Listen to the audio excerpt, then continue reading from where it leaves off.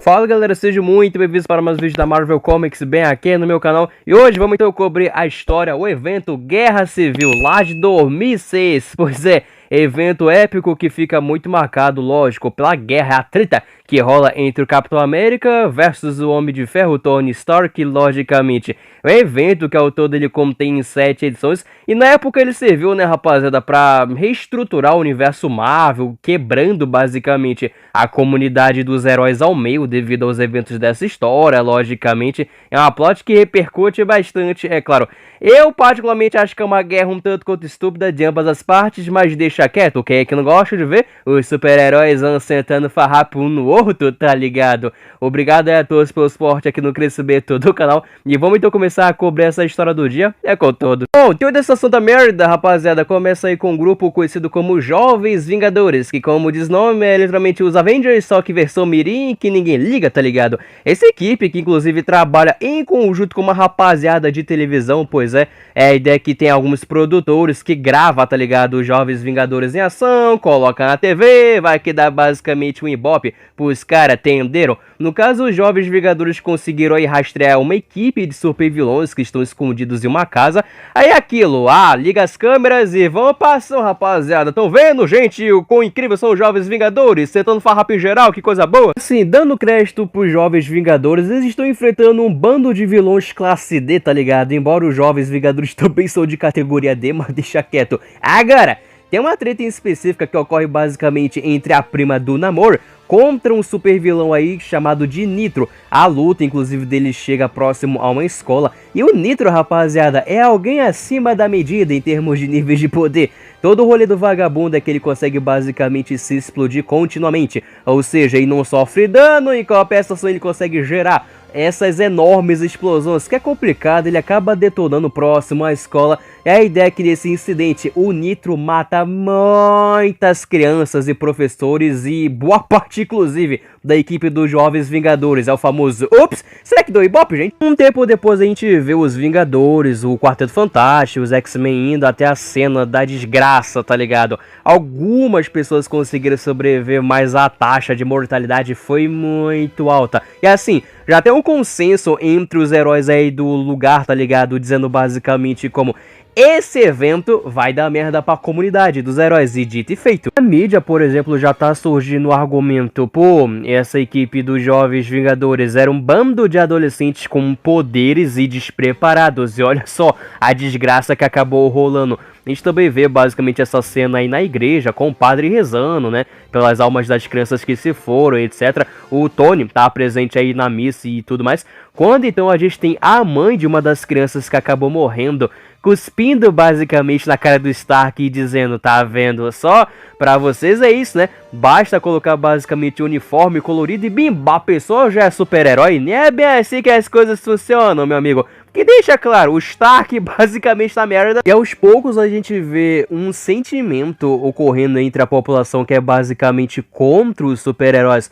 Onde a gente tem esse instante onde o Tocha Humana, Johnny Storm, aí quando ele tava saindo com uma loiraça, ele acaba sendo espancado, tá ligado? Por um monte de babacas que estão dizendo, olha só, é o assassino de crianças, gente. E não demora muito pra esse tópico chegar basicamente no governo americano. E aí, né, galera, que a gente vê basicamente o início da discussão sobre o ato de se registrar, tá ligado, como super-herói. Basicamente a ideia, pô, se você se registrar, tu vai ter que não só revelar sua identidade secreta, mas em compensação, tu vai, né, não receber treinamento do governo apropriadamente, como você deve usar os seus poderes e chuchu beleza. E quem não se registrar, é pau. Quando as notícias dessa lei chegam aí nos ouvidos da comunidade dos heróis, já tá tendo a famosa divisão.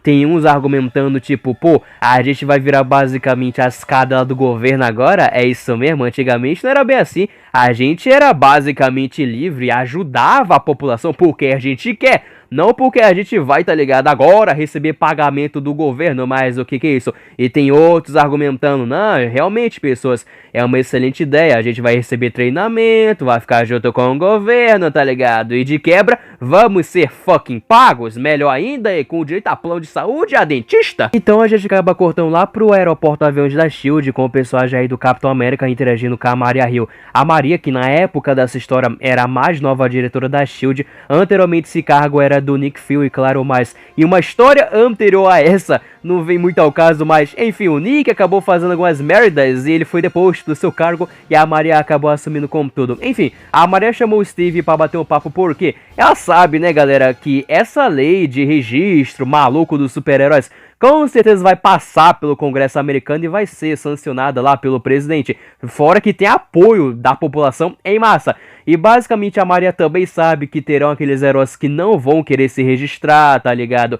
E ela quer somente que o capitão, olha só, lidere uma equipe de elite da SHIELD para conter, tá ligado? Se é que você me entende? Esses heróis que não vão seguir parte do plano do governo de se registrar. Obviamente o capitão acaba recusando tal proposta de liderar esse time de elite aí maluco da SHIELD. E logo de cara o capitão já se coloca contra essa ideia do registro em si. Que é muito interessante considerando o passado do Capitão América, né? Ele sendo um produto do governo americano, só que ele indo contra, basicamente, as ordens do governo. Que também demonstra, né, galera, que acima de tudo o Capitão América sempre será um personagem que luta pela liberdade. E ele tá vendo, né, que isso vai colocar basicamente os heróis com a famosa coleirinha em volta dos seus pescoços.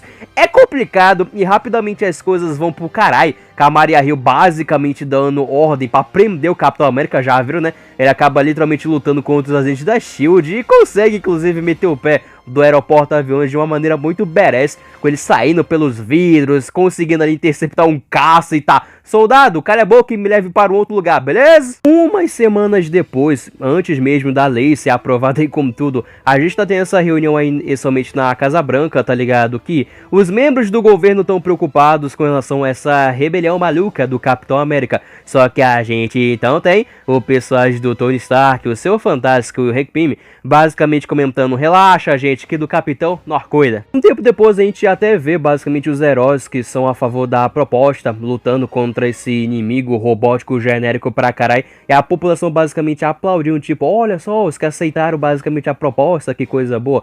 E aliás, essa página tem um close aí maneiro na raba da She-Hulk, mas deixa quieto. E a Miss Marvel tá até comentando, pô, nessa história toda o Capitão tá realmente errado. E o Homem de Ferro tá, olha, eu sei, é o Capitão América, eu entendo, mas confia no pai que nessa história toda ele tá do lado errado. Mas calma, que dá tempo ainda da gente fazer ele ver a luz, certo? Então corta aí com a Mulher Invisível com o seu Fantástico. E cara, desde que essa treta tudo começou, seu Fantástico tá basicamente trabalhando 24 horas por dia em um monte de projetos secretos, em conjunto com o Stark e com o Hank Pym também. Alguns desses projetos que nem mesmo ele tá apto, tá ligado? Pra comentar ali com a sua esposa, por exemplo. E a Mulher Invisível tá, ok, eu tô indo no hospital visitar o Johnny, beleza? E o Fantástico tá, ok, fala pra ele, ó, fica bom logo, entendeu? Como sempre o Reed, né, galera, colocando o trabalho acima da esposa. Ai, ai, a Gaia, eu já sinto de longe o cheiro. Aí chega a grande noite que a lei vai ser discutida como tudo lá no governo americano.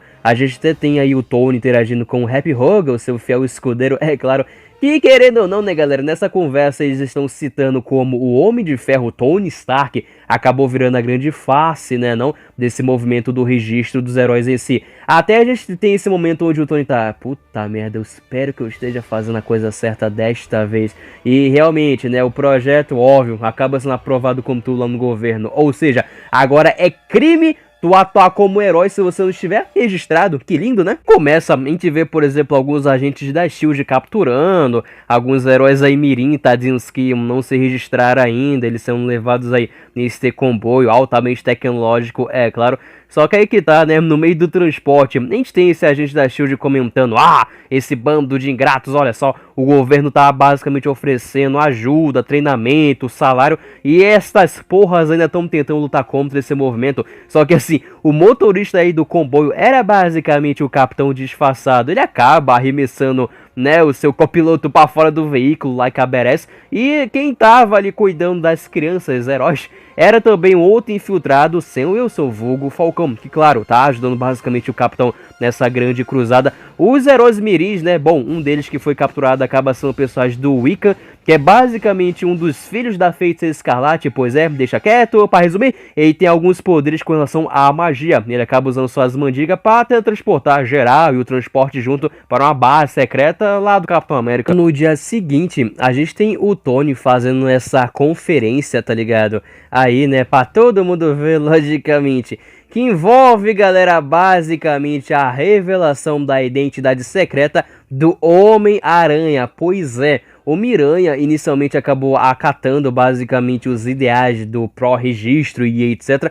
Que é complicado, né? Não, nessa época aí, 2006, o Homem-Aranha tava casado com a Mary Jane, a Tia May sabia da identidade secreta do Homem-Aranha e a família Parker tava morando basicamente na Torre do Homem de Ferro, pois é, devido, né, basicamente a alguns problemas financeiros aqui e ali. Aí é aquela coisa, pô, o Miranha tá literalmente morando de favor com o Sr. Stark, obviamente que ele não ia negar nenhum pedido pro Sr. Stark, correto? É, só faltava o Peter falar, Sr. Stark, coma minha esposa, por favor, enquanto fico no armário tocando somente uma gloriosa, entendeu? E meu amigo, em rede nacional, Miranha então acaba me tirando da máscara, revelando pra todo mundo que ele é Peter Parker como ele era o Homem-Aranha, desde que ele era basicamente uma adolescente. Tal revelação, inclusive, quase faz com que o JJ Jameson tenha um ataque do coração, mas o vai ficar bem, né não? Que olha, é um movimento inteligente da parte do Stark, porque ele tá assim, pô, o Homem-Aranha, né, é provavelmente o herói que mais guarda a sua identidade, e se eu fazer ele revelar a identidade, vai encorajar outros heróis a se registrar também, que coisa boa. Só que em contrapartida, meu amigo, é um movimento que o Miranha se arrepende, né, galera, pelo resto dessa vida. Depois dos eventos da Guerra Civil em si, tanta merda acontece na vida dele devido a essa revelação. Literalmente ele acaba, né, tendo basicamente a sua família ameaçada, claro, pelos vilões malucos dele. A Tia May acaba sendo baleada, dá uma desgraça absurda, e para salvar a vida da véia, literalmente o Peter acaba vendendo seu casamento pro diabo, vulgo Mephisto, só para no fim das contas todo mundo esquecer que ele é o Homem-Aranha. É uma loucura, é uma loucura. Então, rapaziada, a gente começa a ver um pouco do processo de recrutamento para a grande treta que tá quase começando com tudo. Por exemplo, a gente vê o Reed Richards se encontrando aí com o Pantera Negra, T'Challa, lá em Wakanda. Basicamente, seu Fantástico tá pedindo ajuda do T'Challa, tá ligado? Pra basicamente prender Capitão e companhia também. E o T'Challa tá, não, eu sou monarca do meu próprio país, eu não vou caçar basicamente os meus amigos, mas que porra é essa?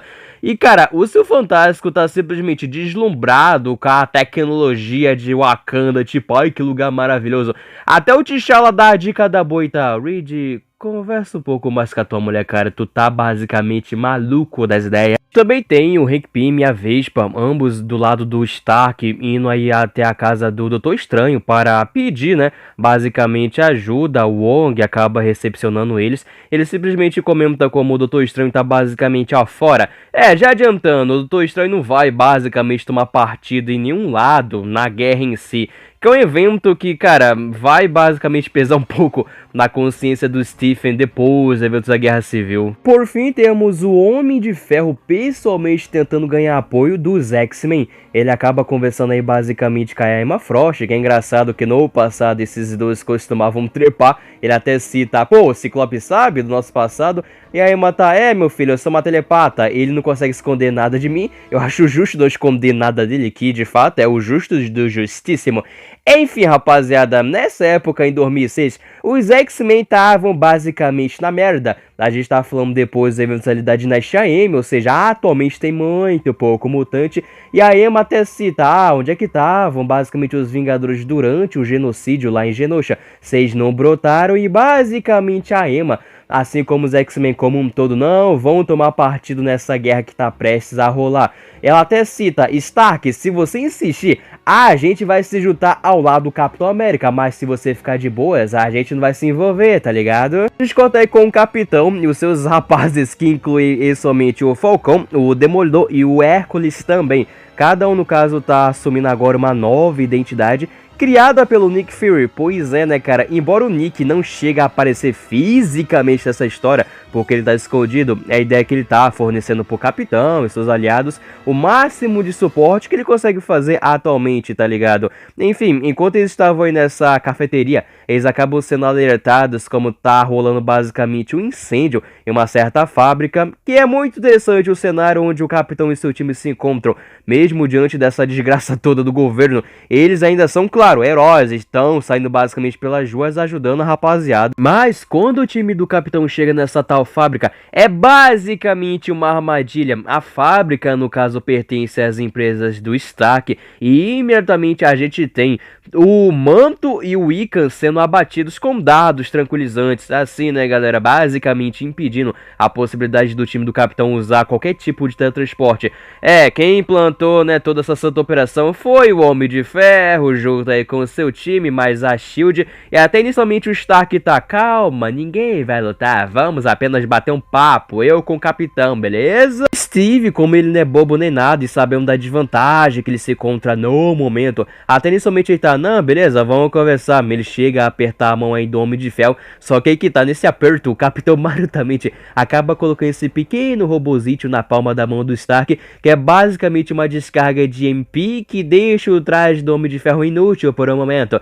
E o quebra-pau começa com tudo, meu amigo do céu. A gente até tem o super-herói Golias do time do Capitão tretando contra o Hank Pym, ambos na forma de gigante, selvageria rolando pra lá e pra cá, o Homem-Aranha em ação. Nessa época o Peter tava basicamente com um traje da Aranha de Ferro que o Stark criou para ele, é claro. Até o Capitão cita, cuidado com o Homem-Aranha, ele tá mais perigoso do que nunca, o treco tem até modo stealth. Finalmente a armadura do Tony volta aí com tudo, ele parte diretamente pra cima do Capitão e os dois começam somente a cair no pau. E cara, é impressionante, o Stark cita, não adianta, Capitão, essa armadura sabe basicamente todos os seus movimentos do combate corpo a corpo, ela sabe também como contra-atacá-los. E o Steve toma essencialmente um farrapo. E para completar, nos acréscimos do segundo tempo, então do nada temos esse ser chegando do céu, jorrando também eletricidade de lá e pra cá, e todo mundo tá, Jesus chegou, ele voltou. E na verdade é o Thor, né, galera, que acabou chegando cantando no campo de batalha. E que tá, galera, nesse evento aí da Guerra Civil, uma coisa muito interessante que tava ocorrendo nesta época era que os dois grandes pesos pesados da Marvel estavam off. O Hulk em 2006 estava atualmente no espaço, né, depois de algumas tretas, e o Thor estava morto devido aos eventos do Ragnarok. Tanto é que é citado, por que o Thor tá aqui? Ele não era pra estar morto? E o Thor começa a sentar pimbainha no time do Capitão. Nossa, o Stevinho também tá meio que mal das pernas. Para subjugá-lo, olha só, o Homem de Ferro então acaba ativando esse dispositivo aí na sua armadura, que é essa onda sonora altamente potente, que coloca não só o Capitão de joelhos, como também o restante do time do Steve. Os carinhas do Homem de Ferro, já sabendo dessa, né, manobra, estão basicamente com um dispositivo nos seus ouvidos para não machucar eles, tá ligado? Mas aí temos o Hércules chegando aí na parada, ele sendo basicamente um semideus ultra poderoso, não é afetado pelas ondas sonoras, ele vai basicamente resgatar o Steve. Como a armadura do Tony foi danificada, isso acaba desativando as ondas sonoras, assim o time do Capitão volta também aí pra treta em si, e dá basicamente a chance do Falcão catar aí o Capitão, que tá totalmente alinhado. E então, galera, a gente acaba tendo oficialmente a primeira baixa da guerra, que é somente o personagem do Golias. Ele tenta partir para cima do Thor, e em troca o Thor acaba o atravessando com um belo de um raio. É o famoso Fatality. Antes que o Thor pudesse fritar e matar o restante aí do time do Capitão, a Mulher Invisível acaba protegendo geral, pois com seu escudo. E assim, é interessante que até então a Sue tava lutando ao lado, né, do time do Stark. Ela até citar, saiam logo daqui. O Cable, que tá no time do Capitão, o filho do Ciclope com a Madely Pryor lá do futuro, acaba basicamente usando suas mandingas tecnológicas para usar o poder do manto de teletransporte, ou seja, tem isso. E o restante do time do Stark tá, eita caralho, até o Miranha tá, gente, a gente passou um pouco do ponto. Até mesmo o Ato, o Vigia, tá presente aí nessa página, presenciando toda essa desgraça que acabou de acontecer. Ele com a cara mó de triste, tipo, menos uma action figure. Aí, um tempinho depois, acaba sendo explicado aí para nós, a audiência, como não é o Thor, tá ligado, que acabou de matar o Golias, e sim um clone do Thor que foi criado pelo Stark, o Reed e o Homem-Formiga também, pois esse clone aí do Thor era inclusive um dos projetos secretos que o Reed não podia comentar com a sua esposa, ou seja, tem isso que é complicado. Eles conseguiram esse feito porque o Hank comentar desde o primeiro dia que os Vingadores foram formados. O Tony conseguiu basicamente pegar uma mecha do cabelo do Thor e tá com ela desde então. E olha só, meu Deus, nós acabou de clonar um fucking deus, que orgulho! Que é pra demonstrar que o Stark é um amigo, ó, daquele, Jesus. O Mjolnir também que esse Thor clone usa não é um verdadeiro claro e sim tecnológico e consegue produzir basicamente altas rajadas de eletricidade e etc. Mas assim, é um clone meio que defeituoso que não era pra matar ninguém. É a ideia que ele ficou meio que piroca das ideias. Durante o combate eles devem basicamente reprogramá-lo e tudo mais. Voltando aí com o time do Capitão, eles voltaram pra sua base secreta, tá? Geral lambendo somente as suas feridas. A gente vê basicamente 12 membros aí da equipe do Steve simplesmente, ó, metendo o pé. Eles vão se bandear basicamente pro lado do Stark. O Capitão não chega a prendê-los nem nada, porque ele tá, cara, acima de tudo eu prezo pela liberdade. Eu sinto que vocês vão vender a sua liberdade assim de mão beijada, mas beleza, eu não vou forçar ninguém a fazer algo que elas não queiram. Nós então temos o funeral do Golias, tá presente aí basicamente o Tony, o Rap, a sua equipe como um todo. E cara, é uma desgraça, já que o Golias morreu como um gigante, tiveram que abrir mó buraco, tá ligado? O Tony acabou arcando aí com os custos, logicamente. A Megera, que cuspiu na cara do Tony no início da plot, tá aí presente também. Mas pra dizer, pô, eu fico triste com relação ao lado que o Capitão acabou, né, tomando com tudo. Mas eu fico feliz, ô Tony, que você tá seguindo adiante. Ela até entrega o bonequinho preferido do seu filho, que morreu lá durante a explosão do Nitro. É basicamente o boneco do Stark. O Tony, que nessa altura do campeonato já tava pensando, velho, eu tô realmente fazendo a coisa certa. Mas como chega aí a Megera entregando o boneco, né, do filho, é aquela coisa pro Tony, não, eu tenho que realmente continuar pelas crianças. O Miranha também tá presente aí no funeral, junto com a Mary Jane, com a Tia May, e cara, tem esse momento onde o Reed tá... É impressão minha, o Homem-Aranha tá meio esquisito, ai ai. Então temos provavelmente, acho que um dos desenvolvimentos mais tristes dessa plot, que é basicamente o racha no Quarteto Fantástico. Especificamente a gente tem a Sue junto com seu irmão Johnny, que já saiu do hospital, se bandeando pro lado do Capitão. Pois é, quando a Sue viu, né, que o Thor acabou matando Golias, e quando ela percebeu que o seu marido tava trabalhando nesse projeto maluco, ela tá, isso é demais para mim. Ela decide basicamente deixar o time do Stark, o Quarteto Fantástico, por um momento, é claro. E cara, a despedida é mó sad, porque ela deixa basicamente essa carta pro seu esposo, citando basicamente, ó, as crianças vão ficar, cuida delas, beleza? Eu sei que você nunca se importou, deu atenção, mas agora é basicamente a hora. Ela até tá, eu fiz questão de fazer mó jantar, escolher o vinho que você mais gosta, acabei te dando basicamente um chá de xoxota como nunca antes. É isso, ela e o irmão acabam deixando o edifício Baxter, e é triste porque o Coisa tá lá do alto, tá ligado? Assistindo essa cena, tá chovendo também, aquele drama do caralho. Então, umas semanas depois da morte do Golias, o estado atual da guerra é o seguinte, rapaziada. Embora a população e o governo estão apoiando o lado do Stark, o time do Capitão, a cada dia que passa, estão ganhando mais aliados na comunidade mesmo dos super-heróis, que é um problema. Ou seja, a vantagem numérica tá com o Capitão, só que poder de fogo tá ao lado do Stark em si. E, velho, o Homem de Ferro então tem basicamente a brilhante ideia de, juntar basicamente os Thunderbolts com o time do Stark. Olha o ponto, né, que eles chegaram. Vamos basicamente utilizar vilões à nossa disposição. E se eles se recusarem, vamos, sei lá, explodir as cabeças, tipo um esquadrão suicida da vida. Assim, o Homem-Aranha, então, finalmente acabou criando os culhões, tá ligado? Pra confrontar basicamente o Sr. Stark. E somente o Peter não tá muito satisfeito com os eventos atuais, tá ligado? Da plot em si. E cara, o Stark sendo um pedaço de merda até tá... E o que? Tu acha que pode voltar pra tua vida anterior, moleque? Tu revelou a tua identidade. Eu me pergunto o que os teus inimigos irão fazer com a tua esposa e com a Tia May.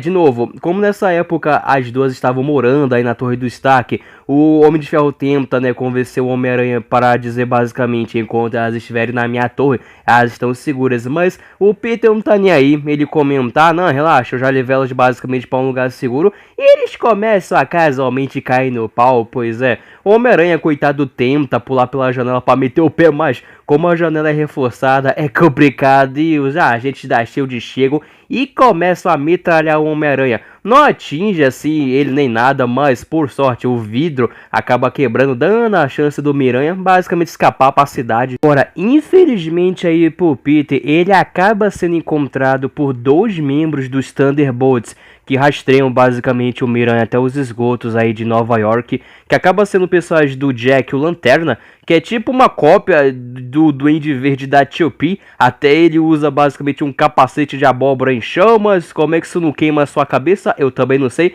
E um outro carinha aí chamado de Trickster, que é tipo um piadista, usa um monte de brinquedos mortais à sua disposição. E eles começam a sentar o farrapo no Homem-Aranha. É a ideia que, como o coitado tá já cansado, tá ligado, da perseguição, não tem, né, muito o que fazer. Antes mesmo que os vilões pudessem fazer algo de pior com o Peter, a gente tem os agentes da SHIELD se comunicando com ambos, dizendo: "Ô, seus animais, o corpo de vocês está com um monte de nanobots. Se vocês tocarem algo além aí no Peter, vocês estão fodidos, então calma." Então alguém misterioso acaba aparecendo e baleia na cabeça tanto o Jack o Lanterna quanto o Trickster. E o Homem-Aranha, que tá zoadaço devido a um gás que o Jack o Lantern fez ele basicamente consumir, deu aquela famosa cafungada. Ele tá, ai meu Deus, eu conheço essa caveira, não é possível. É meio que um mistério de, quem salvou o Homem-Aranha? Eu me pergunto. E enquanto isso, a gente corta aí com os irmãos Storm, que estão indo se encontrar com o Capitão e companhia também,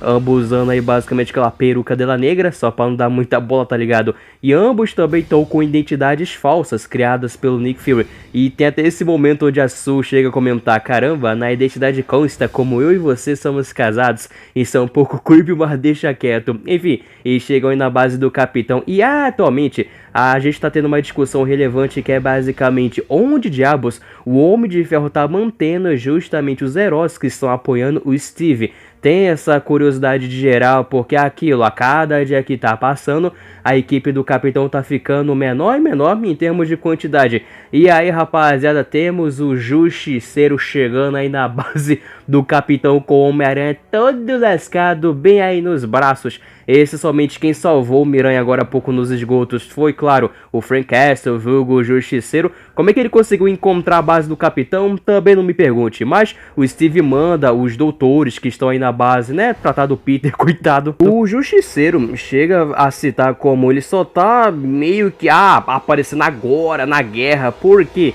ele ficou sabendo como o time do Stark tá utilizando somente vagabundos à disposição deles. E ele decide, é isso, eu vou se juntar basicamente ao lado do Capitão e a nós. Embora o Capitão e os outros membros do time não estão muito contentes com a presença do Justiceiro, porque aquilo, na opinião do Capitão e da galera, ele é basicamente um psicopata que mata os outros meio que de graça, só os vagabundos, mas vocês me entenderam. Enfim, né, sobre o papo da prisão secreta do Stark, rapaziada, o Steve, até ali com a ajuda da Sue e do Johnny, tão com uma suspeita que potencialmente os dados dessa tal base estejam lá no edifício Baxter. Só que aquilo é foda pra entrar, correto? Mas o Frank quer chutar.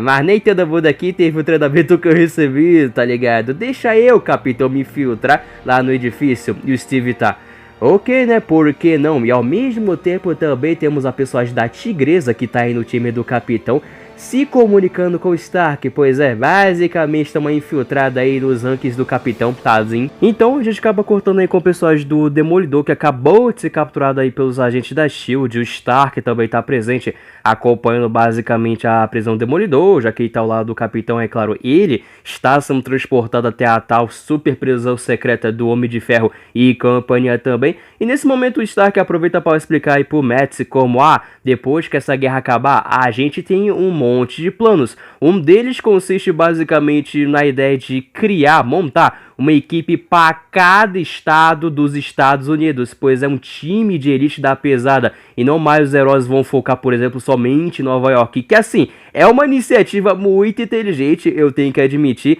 e durante todo o processo da captura aí do Demolidor, ele não diz uma palavra, apenas ele tinha na sua boca essa moeda, tava ali abaixo da sua língua, os carinhas da SHIELD dão, né, a moeda aí pro Stark, que é o Yeka, e o Stark tá assim, que isso significa? Uma moedinha? E o Demolidor tá, tá aí o teu pagamento, ô Judas. Meio que o Demolidor fazendo uma alusão com Judas Iscariotes, lá, né, o discípulo de Jesus que o traiu por uma moeda de 2 centavos. E basicamente é isso que o Homem de Ferro tá fazendo, tá ligado? Com a comunidade dos heróis, é traindo seus amigos em troca, ó, da bufunfa do governo, que assim, ele não tá errado. Meanwhile, temos então a Mulher Invisível se encontrando aí com Namor, submarino, rei de Atlântida. Basicamente, ela tá pedindo o suporte do Namor na guerra que tá prestes a rolar. Não se esqueça da grande guerra.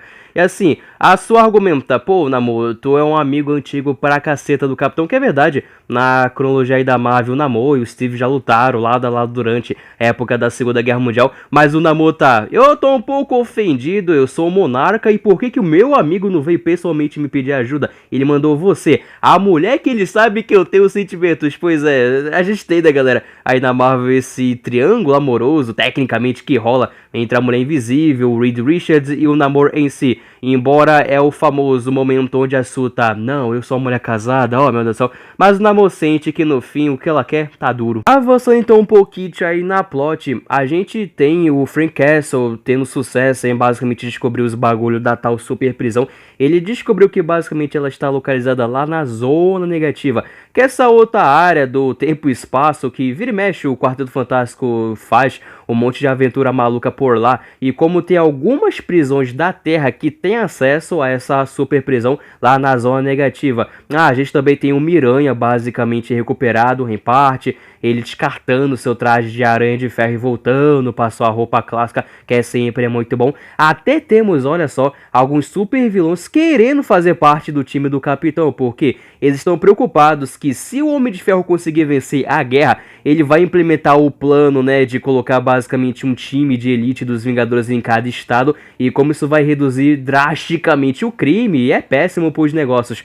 O problema é que o Justiceiro acaba matando os dois vagabundos que queriam se juntar ao time do Capitão. Ele tá, o quê? E meu amigo, o Capitão América então começa a sentar o farrapo no Frank como se não houvesse amanhã. O Frank não chega a reagir nem nada, embora o Steve tá, vamos miserável, reaja. E o Frank tá, não, eu não vou bater em você, cara. Até porque, né, pra quem não manja, o Capitão América é o herói do Frank, por incrível que pareça.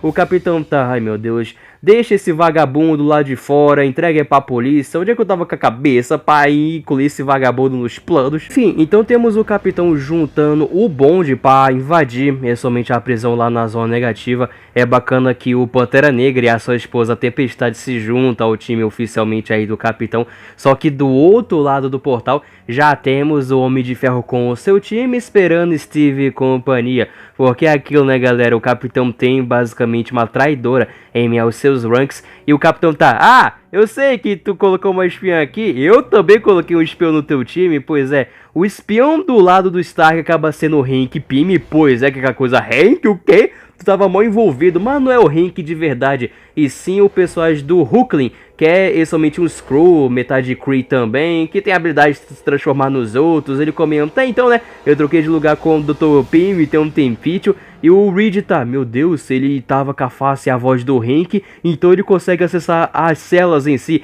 E a gente vê, né, cara, os aliados que estavam presos do Capitão, todo mundo se soltando. Agora sim, os times estão formados, ambos ali com as capacidades máximas, e que a guerra comece. E no meio do quebra-pau, a gente acaba tendo o personagem aí do Manto basicamente pegando geral, porque eles não podiam, né, o time do Capitão no caso, ficar por muito tempo nessa área aí da prisão. E cara, o Manto tem a proeza de tacar geral lá no Parque Central de Nova York, porque sim, né, toda santa coisa épica acontece naquele parque. As pessoas que sabem voar catam, as que não sabem, o quebra-pau começa com tudo. A polícia tenta evacuar as pessoas do lugar, até o Tocha Humana tenta acertar o Stark por trás e o Tony tá, hoje não. Até tem esse momento épico do seu Fantástico contra o Homem-Aranha, e o Reed simplesmente não conseguindo acertar o Miranha, nem que deu carai. Ele tá, incrível! E o Miranha tá, espetacular. Eu entendi a referência aí. Enquanto isso, a gente tem o Capitão que tá aí enfrentando os Thunderbolts, o time completo. Pelo menos essa geração aí dos Thunderbolts inclui o Venom, o Mercenário lá do Demolidor, o Treinador e a Lady Deathstrike. Cara, eles estão sentando o farrapo no Capitão e até debochando, dizendo, esse é o herói da Segunda Guerra Mundial, pelo amor de Deus. Mas então, nos acréscimos do segundo tempo, a gente tem a chegada do Namor com seu exército real, pois é, de Atlântida. E isso é basicamente checkmate pro Homem de Ferro, porque aquilo não tem como, né? É um exército ultra poderoso, tecnologicamente falando, é claro. Ou seja, das duas a uma, ou o Namor realmente veio pra salvar seu velho amigo Capitão, ou a Sue deu um belo chá de xoxota nele. O que aconteceu, só Deus sabe. Finalmente rola a revanche aí do Capitão contra o Stark. Embora o Homem de Ferro tá, pelo amor de Deus, vai ser igual da última vez. Essa armadura sabe os seus movimentos, mas dessa vez o Capitão tá jogando sujo. A gente tem um Visão basicamente, ó, quebrando ou destabilizando, vai, a armadura aí do Homem de Ferro. Sim, o Capitão tem basicamente uma vantagem. O clone do Thor tenta intervir aí na parada, mas o Hércules chega e começa a cair aí no pau com o clone do Thor. A gente também tem, né, galera, claro, um monte de dano colateral ocorrendo aí por volta da cidade. Até por isso o personagem do Coisa, ele não tá lutando contra o time do Capitão e tá priorizando basicamente a segurança das pessoas, que tá mais do que certo, né não? E assim, nesse momento em que o Coisa tá ali interagindo com a Mulher Invisível, o treinador tenta atirar na Sue, pois é, só que o Reed acaba entrando ali no meio, né, protegendo basicamente a sua esposa e deixa a Sue puta da vida. Até o treinador sabe que ele acabou fazendo merda e no próximo painel a gente só vê o estrago, tá ligado, dele amassado ali no chão, ou seja, tem isso. O Hércules tem a proeza aí de destruir, acabar com o clone robótico maluco do Thor, usando basicamente o Mjolnir fake, claro, Hércules e o Thor, dois heróis mitológicos e dois grandes amigos também. O Hércules, ao ver essa monstruosidade do seu parça, fica mó ofendido, é claro. Curiosamente ou não, tempo depois, a Marvel chega a trazer esse clone aí do Thor de volta com tudo, e até o rebatizando como Ragnarok, até para diferenciar do Thor convencional, eles deixaram a cara do Ragnarok metade metálica, aquela coisa amostra mesmo, e a outra metade a carne. Então, chegando no ápice da Guerra Civil em si, a gente tem um Capitão sentando farrapo o Homem de Ferro, até que a população de Nova York acaba intervindo com tudo e agarrando aí o coitado do Steve. Estamos falando de civis comuns, desde o tio, basicamente lá do correio, bombeiros, policiais, tá ligado? E quando o Capitão repara, a cidade está basicamente um caco. É aí que ele percebe, gente, vamos parar, a gente não tá mais lutando por um propósito, e sim estamos simplesmente lutando um contra o outro. É aí que a gente tem o Steve basicamente se entregando aí para os policiais locais, tá ligado? Encerrando, né, rapaziada, basicamente a guerra em si. Pro desgosto, né, do time do Steve, que ele percebeu que já tava indo longe mais essa história. Pois é, agora o Steve vai basicamente puxar aquela cana de labor. Uma coisa engraçada, oh meu Deus, é que a saga em si da Guerra Civil não mostra o que aconteceu com o Capitão depois disso, que, spoiler alert, ele acaba sendo assassinado pelo Ossos Cruzados, aquele vilão mequetrefe do Capitão, pois é. Só que relaxem, ele acabou acertando o Steve com a bala temporal, que fez com que o Capitão voltasse no tempo. É uma coisa muito complicada, mas a ideia é que depois da Guerra Civil o Capitão se foi, e é aí que a gente acaba tendo inclusive a ascensão do Bucky, o Soldado Invernal, assumindo o manto do Steve, que durou também bem pouco. Enfim, então a gente tem apropriadamente o epílogo dessa história, onde a gente vê alguns desenvolvimentos rolanos, como é o fato aí da Sue voltando para casa, o Quarteto Fantástico sendo reformado completamente, o time do Capitão América foram basicamente, pro famoso underground, só para não serem presos, que o ato de super-heróis ainda tá nativa, é claro. E um dos maiores desenvolvimentos nesse epílogo é o fato de que Tony Stark virou oficialmente o mais novo diretor da SHIELD, pois é, como ele ficou basicamente à frente do, ato aí de registro dos heróis, ele acabou ganhando essa promoção lá do governo americano. E é muito engraçado porque ele tá, ô Maria, já sabe, né, um cafezinho quente mais tarde, na cama, sabe como é, né? Ele tá aí no aeroporto aviões, inclusive interagindo com a mãe lá, né, que no início da plot acabou cuspindo na sua cara.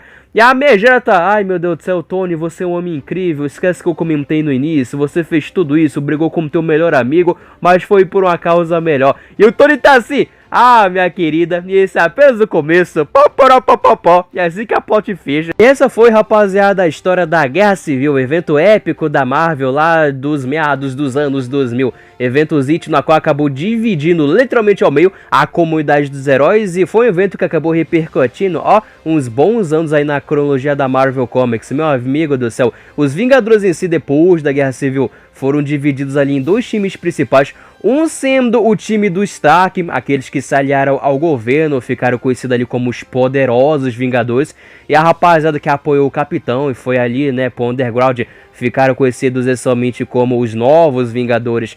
Tanto é que o Doutor Estranho ajuda, tá ligado, os Novos Vingadores, porque ele se sente culpado, que ele não atuou como tudo durante a Guerra Civil. Eventualmente o Capitão América acabou morrendo e o Doutor acaba ajudando a rapaziada pra ficar ali oculta dos olhos do Homem de Ferro e companhia também. O Homem-Aranha, acho que é provavelmente um dos heróis que mais é afetado, tá ligado, graças à Guerra Civil, já que a sua identidade é exposta e eventualmente ele tem que literalmente vender o seu casamento lá pro diabo, que eu citei durante o vídeo. O Tony vira o novo diretor da SHIELD por pouco tempo, eventualmente ele sai do posto e chega o Norman Osborn, pois é, né, ali no ápice dos eventos da Guerra Secreta, com a invasão dos Skrulls. E essa lei também dos heróis eventualmente é tacada pra casa manjoana e claro, demora, mas durante um tempinho ali a gente vai ter eventualmente a volta do Capitão, Homem de Ferro, a Amizade, o Thor retorna, JJ. Eu sei que é um evento mó épico que inclusive serviu como plot lá pro terceiro filme do Capitão América no MCU, mas eu não sou tão fã assim, tá ligado?